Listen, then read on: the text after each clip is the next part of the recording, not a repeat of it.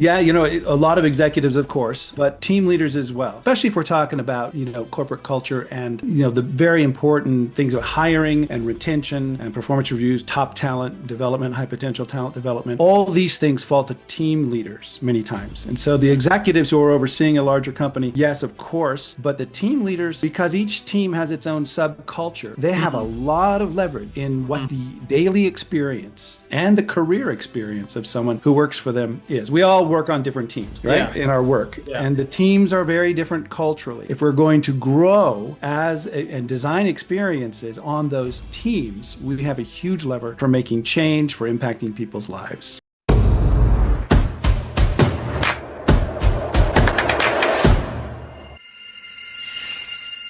Good morning. Hey.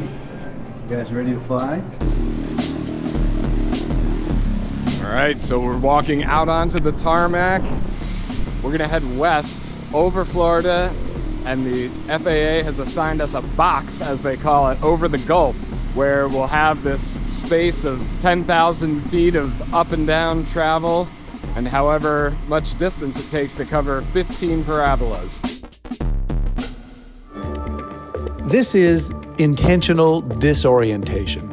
And we have to get lost in order to find ourselves in new ways, in order for others to find us in new ways. And this weightless experience does that physically and emotionally and spiritually.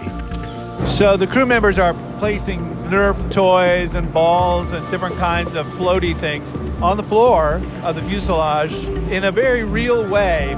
People are elevated to their inner child as they float through this space for the next couple of hours.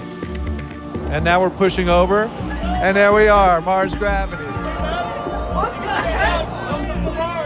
1/3. I didn't even know if you would feel it. Oh yeah. That's insane.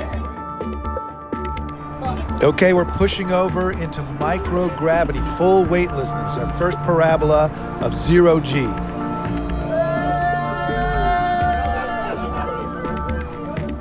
Just watching the microphone float in front of my face. This feels like going back to space camp, but getting to do the best parts. Okay, our last parabola of 0G. Jelly beans are everywhere. And when you look around and see the expressions on the faces of all these normally very professional adults, senior executives, it almost takes that kind of vulnerability, and this experience yanks you into that discomfort zone, but in the most joyful way. There were globules of water floating around, and that was my only indication of which way was down.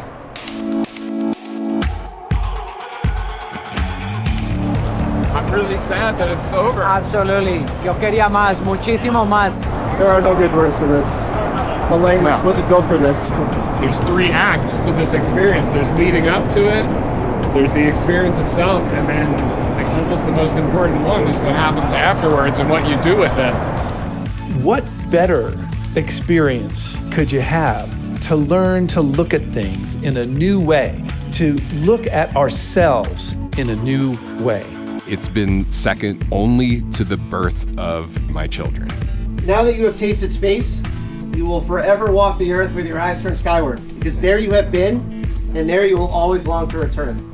Welcome home. Cheers.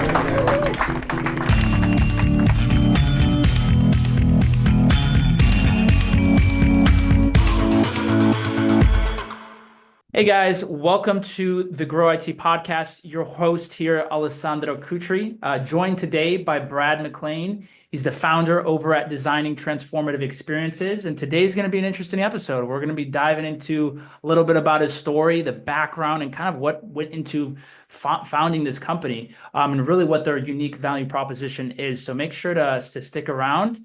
But without further ado, Brad, I'll just kick it over to you. If you don't mind just, giving a quick introduction to the audience and telling them a little bit about your story and how you got to where you are today. Yeah, thanks, Alessandro. This is a real thrill. Thanks for asking me to appear on the podcast. Of course. Yes, designing transformative experiences. I design transformative experiences for people, Uh-huh. and I help leaders learn how to do the same thing. Design transformative experiences for their teams. And that includes largely tech companies, but fintech companies as well. But really, any organization doesn't even have to be a for profit that has leaders and teams in that basic structure. It's called experience design leadership. Mm. So we're asking people to recast themselves when they're leaders Yeah. as experienced designers. And that applies to the teams, the people they work with, the people, their direct reports, instead of just focusing on, goals, quarterly goals and targets, on Yeah. performance reviews and hiring. Also, let's consider ourselves as, designing the experiences that these people are going to have working with us. And Mm. when we do that, we open up a whole new psychological toolbox for leadership. And that's what experience design leadership is all about.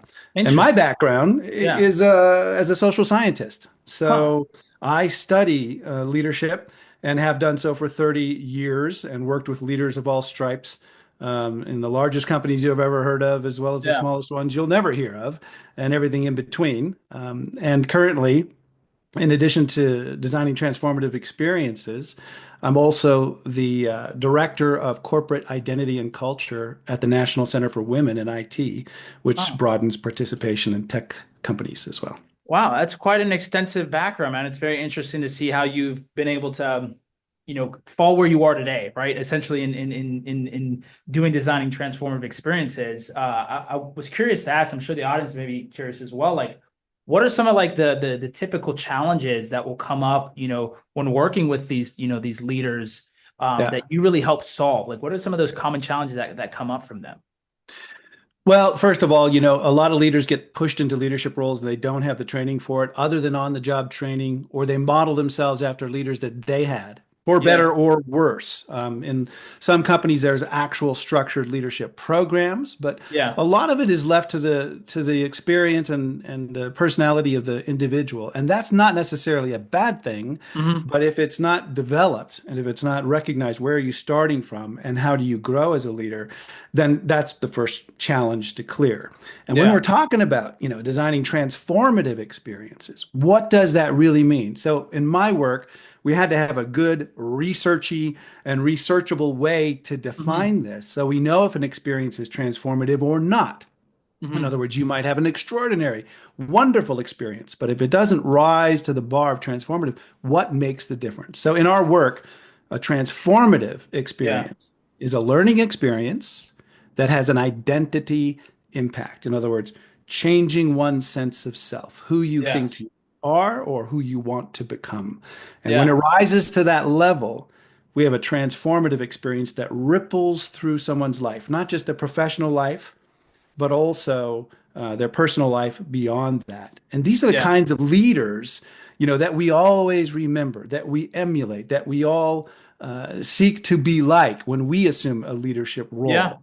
There's Yeah. secret sauce involved. Yeah. And so with these leaders itself, are you like, do you guys work specifically with certain leaders, or is it executives of all, shapes and forms? Like, what does that look like for you guys? Yeah, a lot of executives, of course, Mhm. but team leaders as well, especially if we're talking about, corporate culture and, the very important things of hiring and retention and performance reviews, top talent development, high potential talent development. All these things fall to team leaders many times. And so the executives who are overseeing a larger company, yes, of course, but the team leaders, because each team has its own subculture, they have a Mhm. lot of leverage in what Mhm. the daily experience and the career experience of someone who works for them is. We all work on different teams, right? Yeah. In our work, and Yeah. and the teams are very different culturally.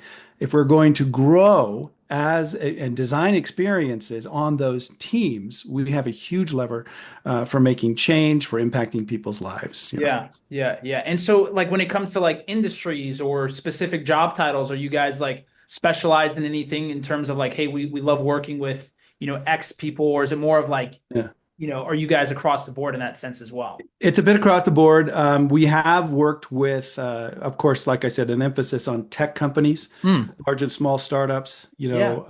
Google, Facebook, Apple, Neat. all those kinds of larger companies, but also fintech companies.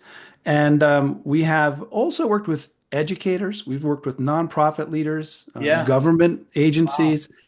Leadership is a ubiquitous challenge. Yeah, Yeah. and Yeah. whatever I would your agree. goals may be, Yeah. we're dealing with the human psyche and we're dealing with human dynamics. And so knowing some of the social science, empowering leaders with that kind of context and a lens for looking at what they do and who they are as leaders. We ask our leaders three main questions when we start out, Yeah. wherever they're coming from and whatever organization they're in. Yeah. What are we doing? Mhm. How and why are we doing it? Yeah. And then the critical question for transformative leadership, who are we becoming while we do it? Wow. And this is a question that Yeah. most leaders never think to ask. Yeah.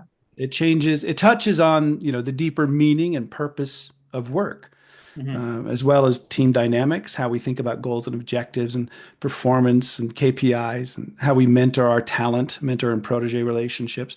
And it changes the way leaders think about themselves. And that's all internal. Yeah. It can also be applied externally, right? So looking at experience design Yeah. causes us to look at the customer experience differently, how the products and services are designed differently, what our customer life cycle may be. You've Yeah. probably heard of the experience economy, which was kind of a phrase coined by my friend Joe Pine. He's now working on a book called The Transformation Economy. The idea that our clients and customers and consumers are seeking experiences, yes, Yeah. but they're experiences that are liable to change them, that have a probability of making a difference in their lives. And so this Yeah. affects marketing, So and messaging. and on that itself, like, could you share like an example? I don't know if you don't have to get into like specific client name or anything, but of a transformative experience that maybe someone had from when they first started working with you, and Yes. then what happened afterwards. I would love to hear that. I'm so excited, and I always get excited when a transformation powerfully happens. We just launched a new program in November with the Zero G Corporation. It's the Zero G Executive Leadership Experience. And so a lot of times in our training, we'll go through the psychology in a classroom format, online and in person, so that there's context and many of the things we're talking about right now. Yeah. But since it's experience design, we have to have an experience in the training. So when we partnered with Zero G, the capstone experience of the leadership training became a Zero G flight. Now, if you're not familiar with Zero G, this is the astronaut training aircraft where we can create 30 to 40 seconds of microgravity as we fly in parabolas. This is how astronauts train for floating and weightlessness. And if you've never seen it before, check it out online. So this is the experience that we are providing to leaders in the context of our leadership training, the capstone experience. In other programs, we take them on different kinds of adventures and challenges and travel. But this one is Zero G. And we just this weekend had our first crop of executives fly on it out of Fort Lauderdale. And already the indicators of transformation are rippling from these participants. And it's so exciting to hear it and hear them narrate the experience. How will it be taken back to their companies? Yeah. How will it ripple through the rest of their lives? That is what unfolds in the post-experience phase. After the big risky thing is over, how it gets narrated and translated by the person with the structured guidance of our training is where the rubber hits the road and how it will change them as leaders. And that is actually happening right now. I'm hearing about it daily as we're working with these leaders who flew this weekend. That's awesome. That's always exciting stuff, right? And it goes beyond, like, you can see I'm sure probably seeing those transformations is what you're probably in the business for, right? At the end of the day, like, that's the stuff that is probably more fulfilling than anything, right? And being able to see people go from being a different person and then transforming. I think that's Yes. I could see it leaving an impact on you as well, right? In that itself. It does. And, it's transformational for me as well. And that's another dividend of this that leaders that they get from this approach, experience design leadership, is that they may be successful in meeting their quarterly targets and delivering things on time, on schedule, on budget. But are they successful in positively impacting the lives of the people who work with them? Yes, that's a good bar, and a good leader has that. But are they successful in changing those people's lives in terms of their identity growth? So when we use identity growth as the metric, suddenly we unlock the keys to retention and the development of talent that we can't really approach in any other way. And I know most tech leaders aren't equipped with a huge social science background. So that's why we boil it down into an understandable and practical toolkit. And that's detailed in my book, Designing Transformative Experiences. But it's called the ELVIS model. Huh.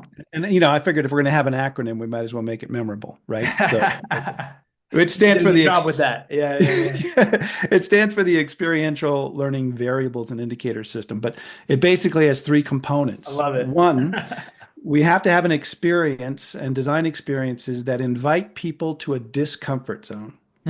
You've heard of getting out of your comfort zone, but actually intentionally entering a discomfort zone is a little bit different. It requires, that intentionality that someone enters it into with. So the zero-G flight is a discomfort zone for everybody. I don't care who you are or what you imagine it would be. You've never experienced anything like this, and you never will again unless you become an astronaut. Yeah.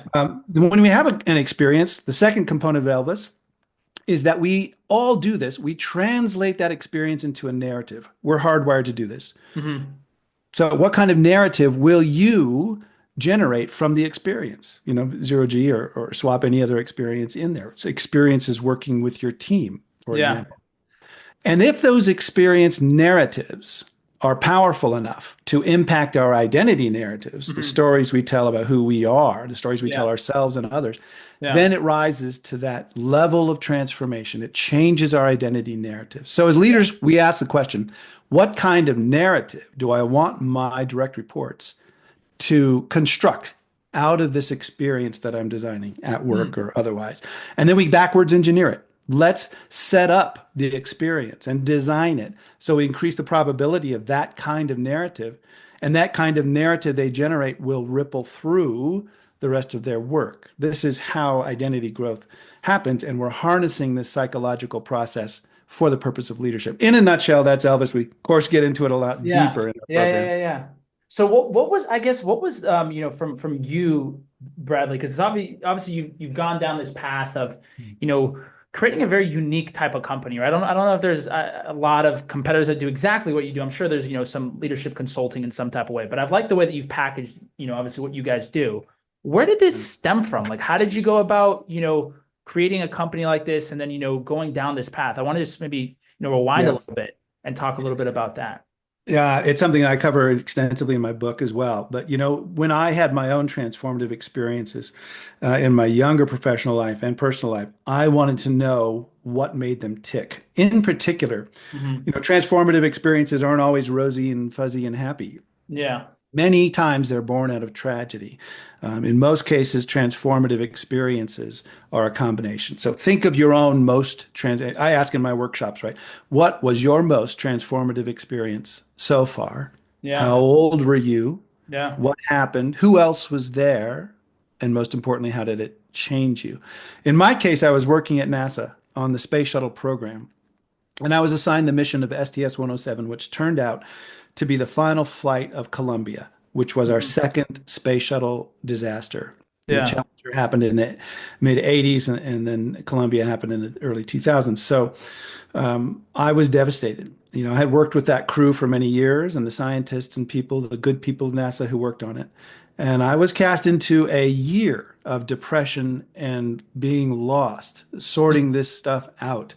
And in the process of grieving and trying to forge a new path for my profession, knowing that I was wanting to lead the space shuttle program after that, I realized something about the crew, that they would not have traded their lives willingly for the science on that mission. I knew them and talked with them a lot, but they were willing to risk their lives for something larger than themselves, the human future in space. And they saw their role as Yeah. contributing to that, and it's worth the risk. And they paid the price with everything they had, their lives, right? Mm. And I looked in the mirror and I said, hey, what is it that I am willing to take the big risks for? What Yeah. am I willing to contribute? What do I have to offer? And that process transformed me. I decided to go back. I decided to re-engage, get the PhD, Hmm. contribute what I had to the world, and follow their example, honoring and telling their story at every opportunity. So thank you for asking Yeah. that I had to ensure that their legacy and ripple effects in other people's lives endured. That was the first transformative experience that led me Yeah. to it. I had one other role model, I still do, thankfully, that I've worked with for over 25 years, and that's Jane Goodall, the Yeah. primatologist and conservation activist. Worked with the Jane Goodall Institute and served on a board of directors and on her Roots and Shoots program for many years. She just sent me a message this morning Mm. talking about her plans for 2025 and the inspiration and perseverance and message of hope Yeah. for change and transformation. And we've talked for many years about the psychology of transformation and how she herself has transformed over the years, has been like rocket fuel in my engine for Yeah. many years. And it's Yeah. so lovely to have leaders in our lives who can engage us in transformative experiences. So, learning how that works psychologically is where this all started. Applying it to leadership in tech companies and other companies is an offshoot of my work over 10 years consulting with companies Yeah. and helping their leaders grow. Yeah. Well, I mean, it's always, inspiring to hear someone that has that, drive and motivation beyond, like it's something that happened to you that you felt that you needed to then go out. And I think those are the best types of companies that actually get built is from those, like you said, almost transformative experiences, right? Like Yeah. from the transformative experiences that then go to shape your view and then, your passion moving forward. So I can definitely appreciate that. When it comes to like, over the years, like, because I did want to ask you this, like when growing your own practice, right, and growing your own business, for people that are looking to do that, or maybe leaders that are looking to step into that role, Yeah. as maybe, doing something themselves, what type of advice would you be able to give to them? Ooh. I, you know, it's along the lines of what you were just touching on. Obviously, making money is important to have a successful business. Yeah. But if that's your only goal, you kind of have an empty purpose. Your mission statement is a little evacuated. Yeah. Yeah. Having a purpose and a deeper meaning to work and Yeah. our professional identities is what sustains us. Yeah. Yeah. You may be familiar with the poet still alive, David White, and he's been an inspiration to me for many years. He tells a story often in his workshops, which is he was very weary, and a friend told him, and he's saying to a friend of his, "Oh my gosh, I need a break. I'm exhausted. My work is overwhelming me." And his friend said, the cure for that kind of weariness isn't necessarily taking a break. The cure for it is wholeheartedness. Hmm. Wholeheartedness unlocks energy that you have but aren't using. In other words, once you're doing something, leading a company or forming a company that ignites your passion, there aren't enough hours in the day to get everything Yeah. done that you want to get in. And you have this, you're forcing yourself to sleep because you just want to accomplish all these tasks. You want to engage, you want to grow it. When you're lit with that inspirational fire, you know that your purpose, personal and for your business, are aligned. Yeah. And that kind of energy is not only what makes a startup successful in part, but it's also what is contagious and inspires others to work with you, to work Yeah. for you, Yeah. and buy into that mission. So articulating what that might be is Yeah. one of the most rewarding things we can do. Now, if you do that, Yeah. even if your company fails or a version of it fails the first or second time, it's still an experience worth having and will Yep. refuel your efforts going forward or taking you into a different direction. Uh, Definitely. as you do Yeah. that before. So I think that that's the purpose and meaning in work, understanding what it is. And that's a discovery process, by the way. It's not always apparent to us at the beginning, but it Yeah. becomes apparent to us through experience. So listening to yourself and communicating with yourself about what's igniting you is a skill. Yeah. Yeah. And taking risks. The other one is taking risks. Yeah, no, that's a great point. Like the way that you communicate with yourself and the way that you're almost able to tap into what it is that you do is a skill in itself that you have to train, right? Because if That's you right. don't, if you're not consciously aware of or self-aware of the fact of what it is that you're trying to build, what is the reason behind it? Because like you said, everybody gets in the name of the of business probably for money, right? A lot of people probably have a similar pursuit of like, hey, I want to make money from this thing. Let me go and start this idea. But It's what gotta you be there. start to realize, right, even as business owners, that like the money is never the thing that actually truly, will fulfill you at the end of the day. It has to be, you have to have something behind that is driving that. And when the road gets tough, right, it's not going to be the money that motivates you to continue to go. It's going to be the deeper why and having Yeah. that exploration. So I do like that point because I never thought about it that way. Yeah. And it's not just the why, by the way. I mean, we have to know what our why is. Why are we doing this? Yes, yeah. But the deeper level question is the who. Again, back to the original question. Who are we becoming while we do this? Who Yeah. am I becoming while Yeah. I start this business and, Yeah, yeah. put everything I have into it? My identity starts to change. Yep. And this is the deepest form of human growth that we can embrace. So, the why is great, but don't stop at the why.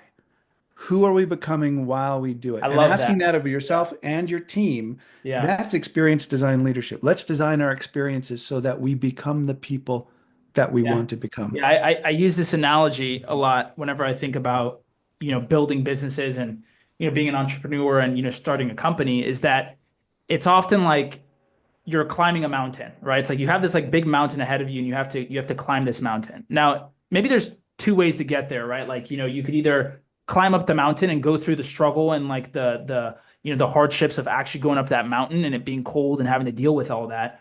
Or you could get like, dropped off at the top of the mountain by a helicopter. Say a helicopter doesn't Right. drop you off, right? Yes, You're at the top of the mountain, but Yeah. you become a different person based upon the journey that you actually went to. And like, I'd rather be the person, right? That my identity is rather be the person that actually went through that, went Yep. through the actually climbed the mountain himself, right? And Yeah. got there to the top. And so when you talk about identity and you talk about that frame, Yeah. I love that because I think about that all the time. It's like, who do I want to become? And I think that's such a powerful frame in thinking about what's going to actually motivate you. It's Yeah. like, hey, who am I becoming while doing this? Alessandro, your example is spot on. No, I used to take leaders and still do sometimes to Africa for a workshop where we climb Kilimanjaro. And it's not a mountain to be sneezed at. It's 20,000 feet. It's on the equator, and there's Yeah. ice glaciers on top, even though it's on the equator. It's not a technical climb, but it'll kick your ass. Yeah. And Yeah, not yeah. everybody makes it to the top. Yeah. And we always have a struggle, right? Mm-hmm. And what the message is process, not product. You could be deposited on the top of a mountain theoretically, not that one because it's too high for a helicopter, but right, you could be deposited there. But and we have a saying around the office is that experience is the difference between knowledge and understanding. So I can know about something and know about the mountain. I can know about how high it is. I can know about the routes I'm going to take, but I don't understand what it's like to walk that path, Yeah. to chew that dirt, to slide on that volcanic ash, to breathe the rarefied air, to feel hypoxic because there's not enough oxygen in my lung. I don't understand it, Yeah. even though I know about it until I've lived it. And by the way, the other thing about mountain climbing Yeah. is when you get to the top, you're only halfway done. The top is not the goal. Yeah. Returning home safely is the goal after reaching the top. So, same with experience design. For example, with our Zero G Executive Leadership Program, we have half of our workshop-y stuff before the flight in anticipation of it.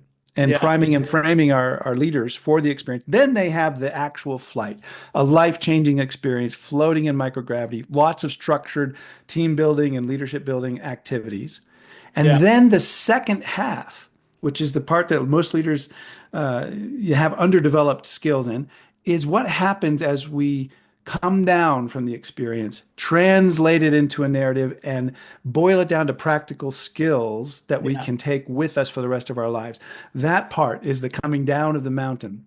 Yeah. And that part is where our identities change, where Yeah. the growth happens. It's kind of like going out to the gym and working your muscles to failure. You have to have a recovery period because the muscles grow in the recovery period. They get broken down in the workout, but they Yeah. grow in the recovery period. Same with our identities. We Yeah. have to have that reflective, meaning making stage. How do we train leaders to know about and equip them with the skills to design such experiences for their direct reports?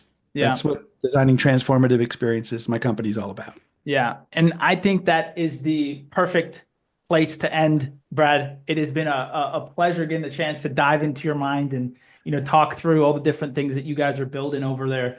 It's definitely something that I'm a fan of. And I love the way that you broke down your methodology. I think it's practical. It makes sense. And for any person that's ever had to do something, it just correlates, right? It correlates with the way that you're breaking it down. So if people are listening to this and like, hey man, how do I find you? How do I check you out? Like what would be, I know you said you got a book. Like what are some of those things that people can go check out of yours to see what it is that you're doing? Yep. And first of all, thank you, Alessandro, and everybody at Grow IT, the team behind you. Appreciate you all. And thank you for inviting me. DesigningTransformativeExperiences.com. Designing Transformative Experiences, the book, on Amazon or anywhere else books are sold. You can get in contact with me through the website. Check out the book. If you like what you see, let's work together, customize something that will help you become an experienced designer and train others to do so as well. Beautiful. Beautiful. We'll make sure to include that in the description. If you guys are listening, make sure to go check out Brad and what they're doing over at Designing Transformative Experiences. We hope you guys have a great rest of your day. Thanks for tuning in. If you did make it all the way to the end, we hope you have a great rest of the day. Take it easy, guys. Ciao, ciao.